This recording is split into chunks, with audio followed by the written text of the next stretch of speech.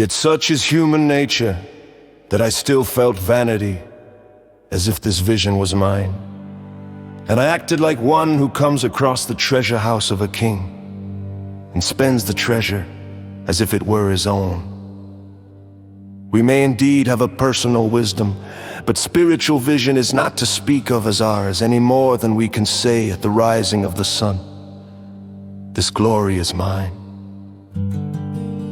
By the sudden uprising of such vanities in the midst of vision, I was often outcast and found myself in an instant like those warriors of Irish legend who had come upon a lordly house and feasted there and slept.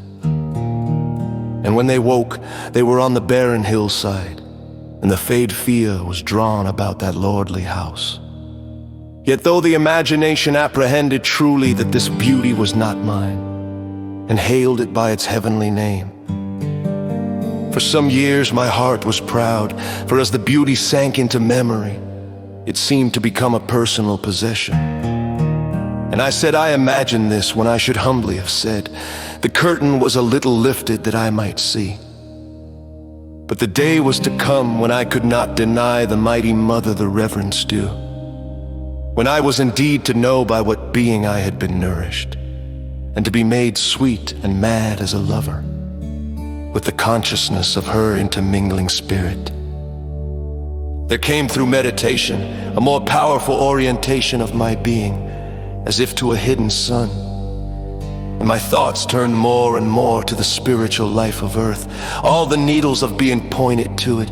I felt instinctively that all I saw in vision was part of the life of earth, which is a court where there are many starry palaces. There the planetary spirit was king, and that spirit manifesting through the substance of earth. The mighty mother was, I felt, the being I groped after as God. The love I had for nature, as garment of that deity, grew deeper. That which was my own came to me as it comes to all men. That which claimed me drew me to itself. I had my days and nights of freedom.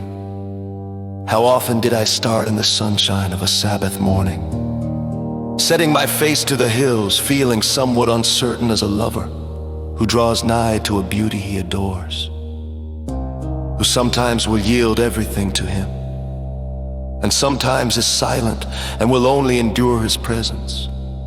I did not know what would happen to me, but I was always expectant, and walked up to the mountains as to the throne of God.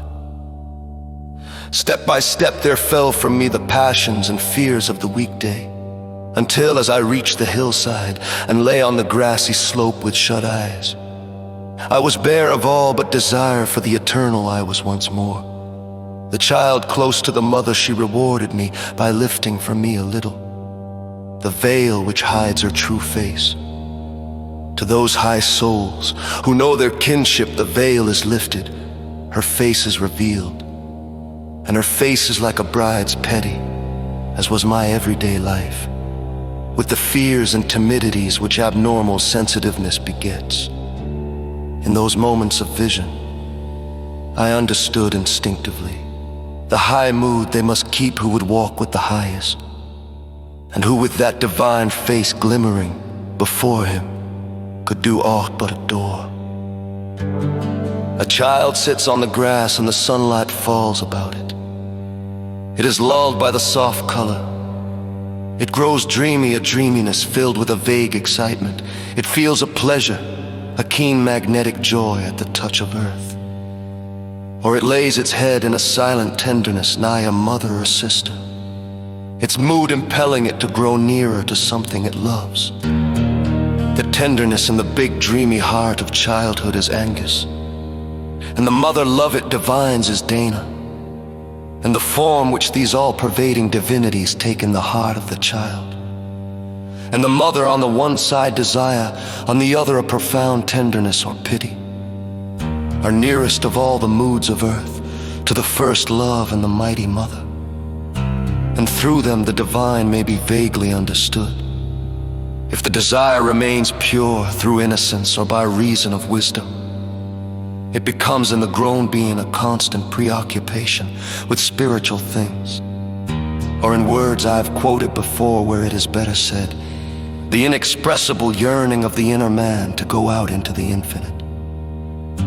Of Dana, the Hibernian mother of the gods, I have already said she is the first spiritual form of matter. And therefore beauty as every being emerges out of her womb clothed with form. She is the mighty mother, and as mother of all she is that divine compassion which exists beyond and is the final arbiter of the justice of the gods. Her heart will be in ours when ours forgive.